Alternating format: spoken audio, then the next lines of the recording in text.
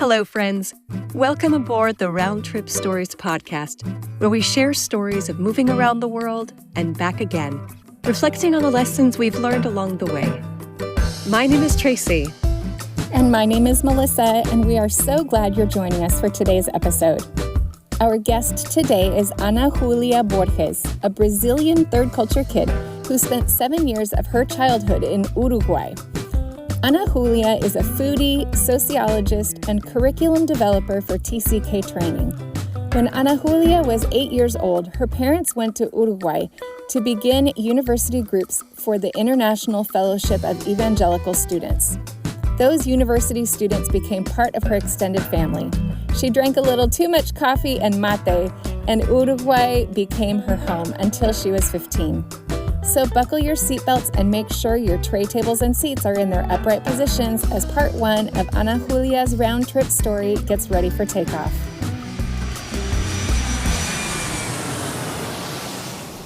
Welcome, Ana Julia Borges, to our Round Trip Stories podcast, of a special TCK episode. We're so glad to have you here today. Thank you so much for having me. Just a reminder to our audience that third culture kids, or TCKs, are those who spent some of their childhood outside of their passport country. And so we're so happy to have Ana Julia with us, and she's coming to us today from Sao Paulo, Brazil. Yeah, I'm really excited. Thank you. I was so excited when I saw some of the stories you were going to share because they look like they're just going to be so wonderful. So thanks so much for joining us. So tell us, as we get started, a little bit about yourself and your life right now.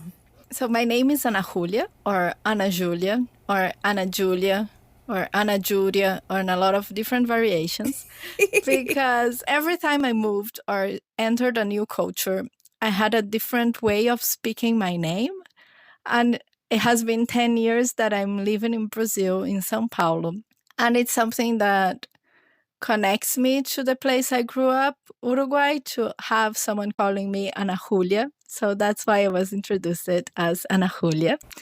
And yeah, I'm a Brazilian TCK. Actually, I'm also Portuguese because of my grandma, but I never lived in Portugal. And for me, that's a funny part of being a TCK, is that people ask you where you're from, and you try to give a simple answer, and suddenly it becomes really complicated. And it's like, how do I simplify this? And I think there is no simple answer, and we are just trying to explain a lot of different timelines. But currently, I'm in São Paulo, Brazil. Perfect. So tell us a little bit more about your family now and where you grew up. My family is composed of 4 people, or 5 if I count my dog. But it's me, my mom, and my dad, and my sister. My sister is 5 years younger than me. Okay. And when I was 8 and she was 3 years old, we moved to Uruguay because my parents are missionaries in the student ministry. It's InterVarsity in America, or IFES in the international movement. And after 7 years there, we had to leave the country and move to São Paulo because we had an invitation from a church for my dad to be a pastor there. And I have been in São Paulo since then. And in between these 10 years, I had a short time in Ukraine, where I went to school there. My sister also went to school. So even though it was a really short time, we have a deep emotional connection to Ukraine and the people there. And you're studying your master's right now? Yeah, it's a lot of things at the same time. So currently, I'm finishing my master's in sociology, and really impacted by my life story, I wanted to study and understand how language impacts immigration. So I'm finishing a master's in the impact or the importance of teaching Portuguese to Venezuelan immigrants in Brazil, and how speaking the language is essential to access to their rights or to jobs or even health. And also the way that they navigate the culture and living in a new place as refugees and forced immigrants. Wow, that sounds like an amazing thesis. Very valuable. Thank you. And applicable to almost all countries, right? Because Yes. a lot of countries have immigration and refugees, and languages need to be learned to access the services of those countries. Yes, and there is a big interesting thing that I feel also connects with TCKs and the expatriate life, in the sense that the way you speak and how people treat you. It's not only knowing how to speak, but by your accent or the way you communicate, people will judge you and will treat you differently. That's true. And refugees and forced immigrants, they will feel that really heavily, because there is a lot of prejudice on why are you a refugee.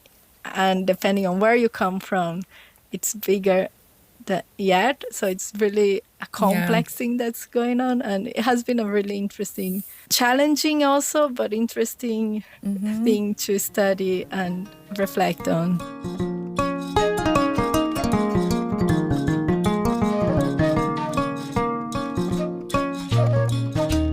We're going to go on to talk about your time in Uruguay. And so we would love to hear a favorite story or memory of your time growing up in Uruguay. So it was 7 years, and they were really happy years. Some of them were really challenging.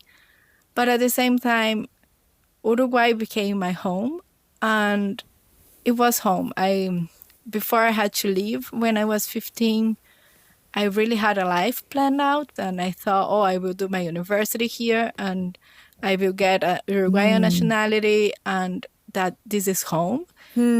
But when also looking back, I thought, how did Uruguay become home so quickly? Yeah. And I was reminded of the CBU camps. So CBU is the Uruguayan student movement that my parents helped start again.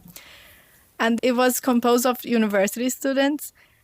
And they saw me and my sister, who were two Brazilian kids, who were learning to speak the language. Then we were speaking the language almost like natives. We had the really correct accent and everything.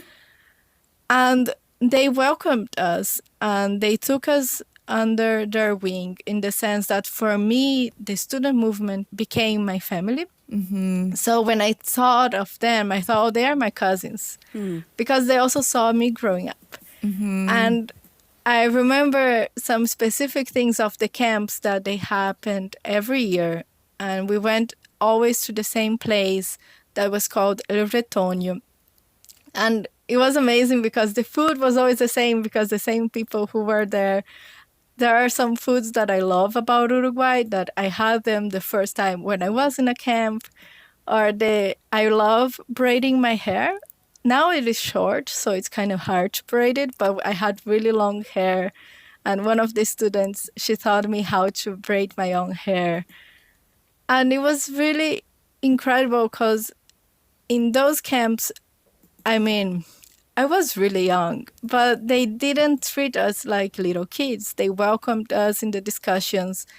I could participate in the small groups when I was kind of 12, 13, or even younger sometimes. My sister was 9, and they were like, "What do you think? Tell me, what is your opinion?"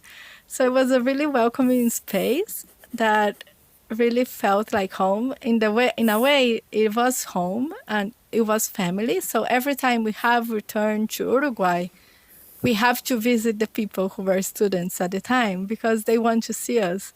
And it feels like family, because they will say, "You are so grown up. Like, what happened? How? I remember when you were this high." So it feels like family even after so many years. Yes. Right. Sounds like a very special community environment to go to those camps. It was.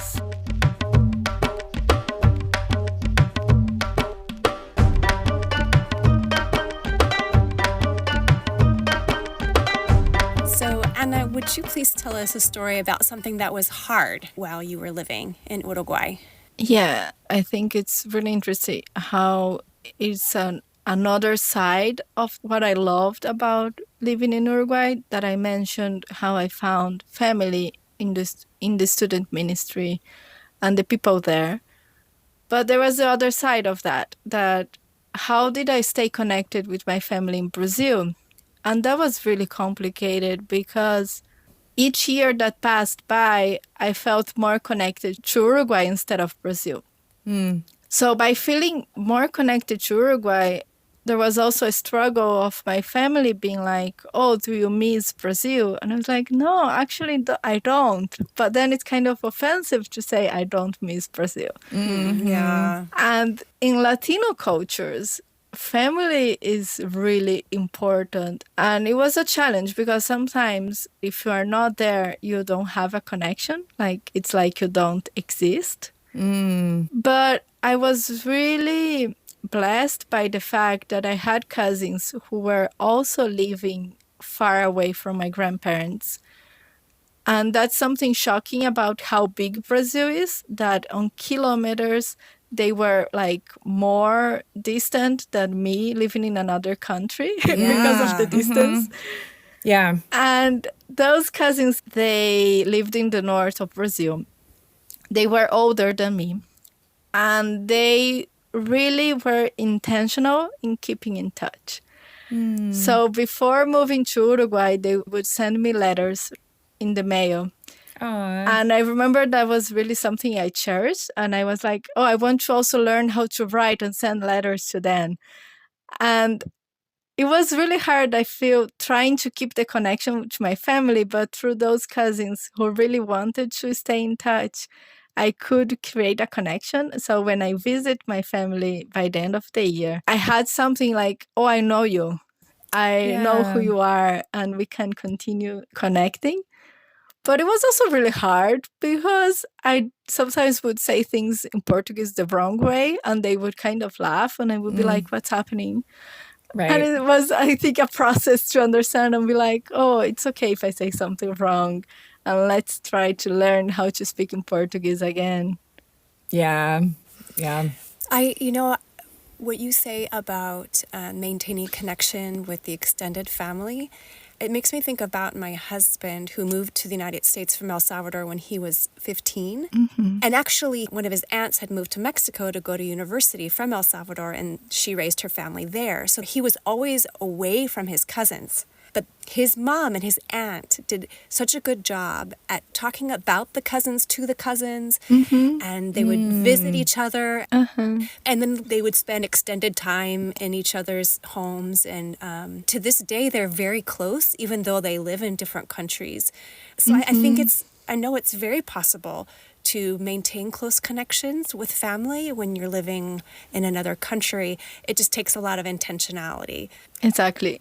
I feel that it's about the intentionality of the parents in the sense that when we are children, sometimes we don't even want to speak on the phone. Like, I hate speaking on the phone. Right. But my parents or my mom would come with the phone and would say, you have to say hi to your grandparents and you have to tell them what you did today at school. So I was forced to talk on the phone, but that helped create a connection. Or my family would see it as a fun opportunity. Oh, let's visit them in Uruguay. Let's go see another place.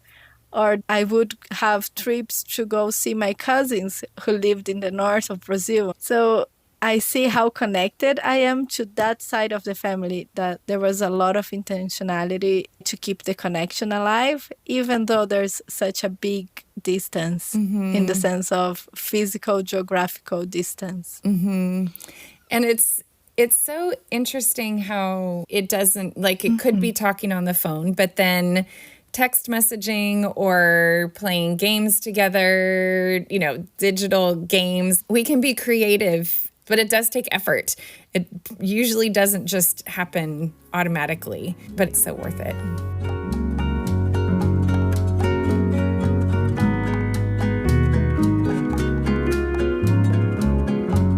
Well, tell us another story about something you loved living in Uruguay. Yes. So in Uruguay, there is a typical drink or beverage that is the mate. I don't even know how to explain if you have never seen it. Some people would say it's kind of tea, but it's not. It has a ritual in how you prepare it. And Uruguay has a way of making mate that is different than the way Argentinians will do it, that is different to the way Brazilians will do it, and Brazilians will call it chimarrão. So everyone has their own way of making mate, and everyone will say that their one is the best. So I have to say the Uruguayan mate is the best one. And it was during one of the CBU camps, I think I was 11 or maybe even younger, that someone told me, oh, do you want to try mate? And I was like, yeah, I'm a grown-up. I want to try this. But the thing is that Uruguayans, they drink mate really hot. And it's on a metal straw. Mm-hmm. And you end up burning your lips. And then the drink is also really hot. And if you don't do it right, it kind of burns all your mouth. Mm-hmm. And that's what happened. And then they were like, no, you have to do it this way, like really quick and kind of slurping. I don't even know if the word would be slurping, but yeah, that's a good word. There's a technique in how you drink mate. So I had to learn it. But the problem is that mate has a lot of caffeine. Yes, it does. And it is a big influx of caffeine. So I learned how to drink mate, and then I started appreciating coffee when I was really young. And I thought it was normal. And then I moved to Brazil, and people were shocked, and they were like, what do you mean you are 16 and you are drinking some coffee to the point that if you don't drink coffee, you have headaches? And I was like, is that not normal? And they were like, no. So I had to kind of find a balance on, okay, how much caffeine is normal and healthy, and how much is like, okay, no. Oh, that's funny. So living in Uruguay, I learned how to appreciate coffee. And that's something that stays with me. So right now, my sister is a barista and she makes the coffee at home. And I realized that there are different ways of appreciating coffee, to the point that I have to travel and bring my own coffee and the beans and the grinder and everything. And it's a whole process. But there is something emotional or connected to it in the sense of having the memory of learning how to appreciate coffee in Uruguay and having the opportunity of drinking mate. But I also really miss the food. So we had kind of a family tradition that we would go to the same restaurant every Sunday to have asado de tira and papas fritas and Coke. I don't know why, but we did that every Sunday. And there is one specific food that in Uruguay is different, and it's a specific store that is a supermarket called Tienda Inglesa that has a chocolate donuts that is so good. And I don't know how to explain it, but it's the best one I ever had, like every place I went to. I told that to my parents because last year we went to Uruguay. And my dad was like, that is your memory, like you have a good memory of that place because we used it to buy that for Sunday breakfast. It's not that good. And I was like, it is that good. And he didn't want to buy for him. So I said, the one I got for me, it's only for myself. But then he got a bite from my sister's donut and he was like, wait, this is way too good. What's happening here? And I was like, see? I told you. And I don't know how to explain, but it's the Tienda Inglesa supermarket donuts that is the best donuts I ever had. And that's something I loved living in Uruguay. Yeah. Why does food have so much emotional connection to it? I don't know. Because it ends up being so mixed up with our memories of a place. And that would be another interesting thing for somebody to study. Like, how is it that our memories of food and our experiences with food become so important? And it's not just about the food. It's about the experiences that it's connected to. Right. It is. And the memories. Yeah. So the first time I tried pumpkin pie was in Ukraine in a Thanksgiving meal with international students and an Ukrainian married to an American. And that was in 2018 that I tried pumpkin pie. And I just realized that it was after the escalation of the war in Ukraine. And it was really hard those months of seeing the news. And then when November came, I was like, oh, in Thanksgiving I had pumpkin pie. So I looked up a recipe to make pumpkin pie. And I think this is the third year that on November, I buy pumpkin and I make pumpkin pie for Nice. myself, and like a memory of, Yeah. this was something I shared with people and I want to remember it. And it's interesting because you are in Brazil making pumpkin pie because it reminds you of Ukraine, but Yes. it's a Thanksgiving holiday from the food from the United States. It is crazy. Yeah. What a TCK thing. Yeah. yes. Yeah. Yes. What a TCK thing. Exactly.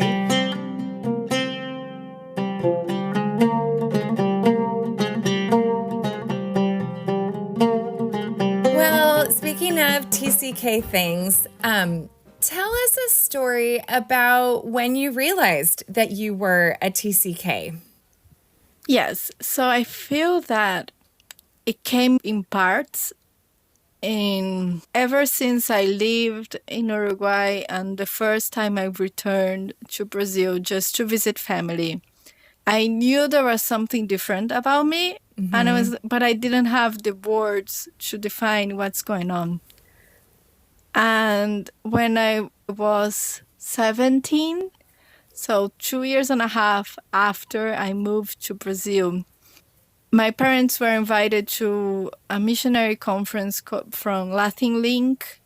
And one of the missionaries there, Jan Greenwood, she works with TCKs here in Brazil and MK Care. She was talking with me and she suddenly asked me, "Do you know you are a TCK?"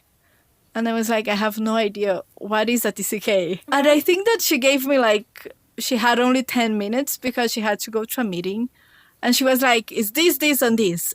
And I was like, wait, how? Like, it suddenly was something, not exactly clicked, but it was something like, oh, my eyes are open to, wait, I'm not weird. Or I can be weird, but it's okay. It's not just me being the odd one out. And that year, she invited me to go to the MK camp. And in the MK camp, we talked a lot about transition, re-entry, and grief. That was 2016. After that, a lot of things changed in my life. And it's really crazy to think how one question, "Did you know you're TCK?" had such a change in my life.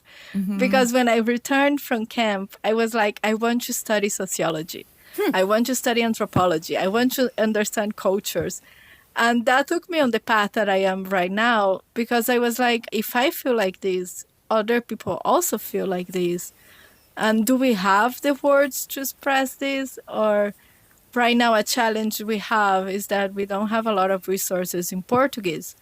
So sometimes I have cousins who are TCKs, but for them the TCK concept or the TCK word doesn't fit. So they say, oh, I'm not that. But I'm like, but it fits because of this and this and this. But it's such a personal thing that they're like, oh, I don't think it makes sense for me. And sometimes I wonder, like, if we have more resources in Portuguese or more resources for the Latino and the Brazilian context, how would it change the way we understand what is a TCK? Would it resonate with them in a different way? Yes. Well, and hopefully in time there will be more in other languages, because there are TCKs in, all over the world, and they don't all speak English. They speak lots of different languages.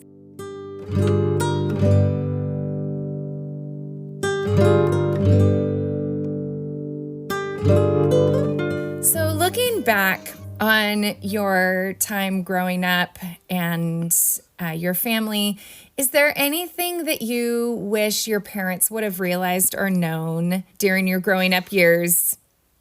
I feel that my parents really did the best that they could have done with what they had, but it was really a good childhood, and I think it was impacted by the fact that my parents moved when they were really young. So my dad moved a lot because he's a pastor kid.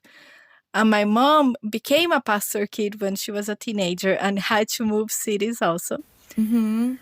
So they had the experience of how it impacts your childhood to have to move. And they wanted to be prepared. And my mom started reading books about how to navigate expatriation with your family. And I think they had a lot of resources to help us through that. And the best thing that they did was that when we had to leave Uruguay, they never said something like, we are returning home. They said, we are leaving home and it's a new move. It's a new transition. It's a new country. It's a new city. So that helped me have the mindset, and wasn't an expectation of be happy because you're returning home. Right. They faced the transition with sadness and grief, and let's process this grief because we are leaving and have left our home, and we now have to create a new home in Brazil.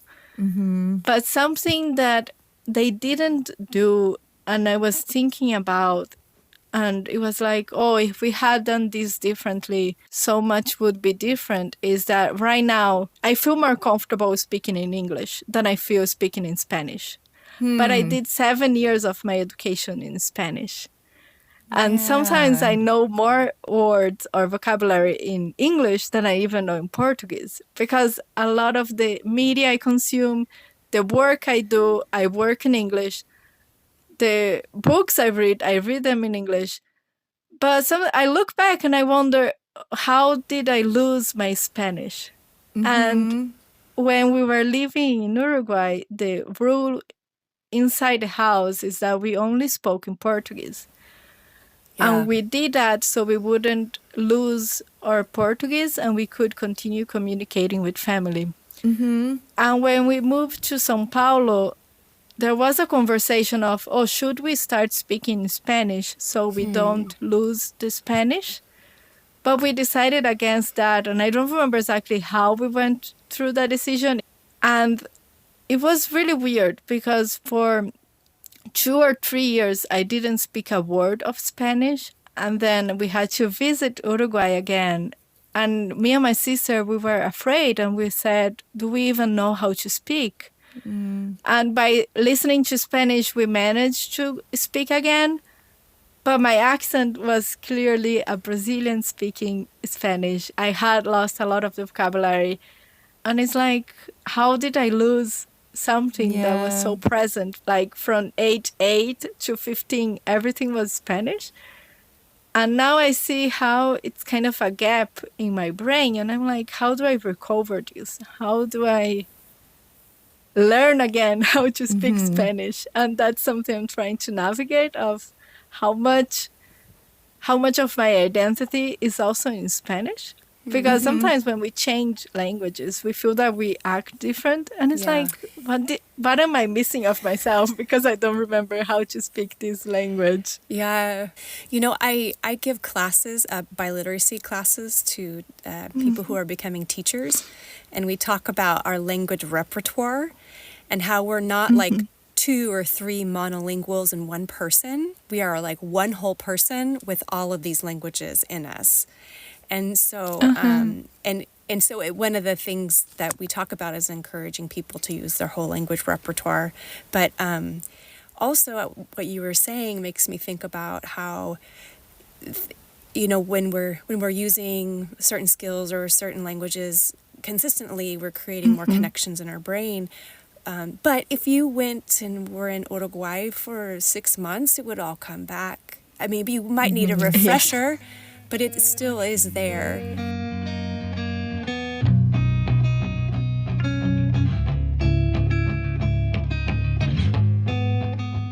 To kind of close up this first part of the interview, how has growing up as a TCK influenced your view of the world? I feel that, as I mentioned before, I love eating. And when I think of, the word cultures, and then my mind jumps to food. Because every time I go to a new place, I want to try the typical traditional food. And even if that means that later I might not be feeling really well because I'm not good with spicy, hot food.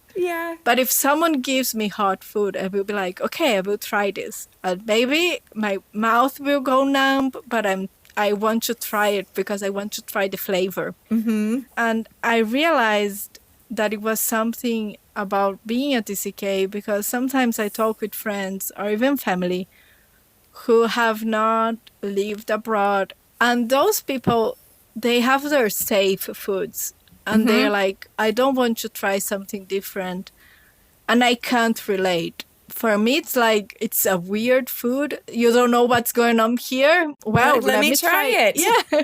But I realized that's something that really moves me. So when I go to a new place, I want to try the food. And I'm really blessed by the fact that I live in São Paulo.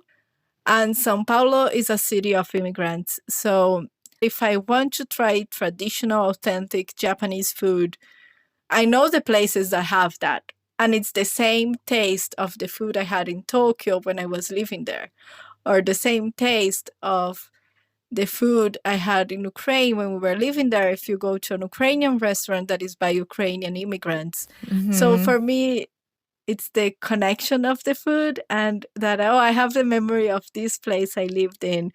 And then I go and I can try and eat the food even while being here in São Paulo. Yeah. I feel that being a TCK has made me someone that is really open to knowing and getting to understand other cultures. And that has a direct impact in how I want to live my life. So I really crave traveling, discovering new cultures, new spaces.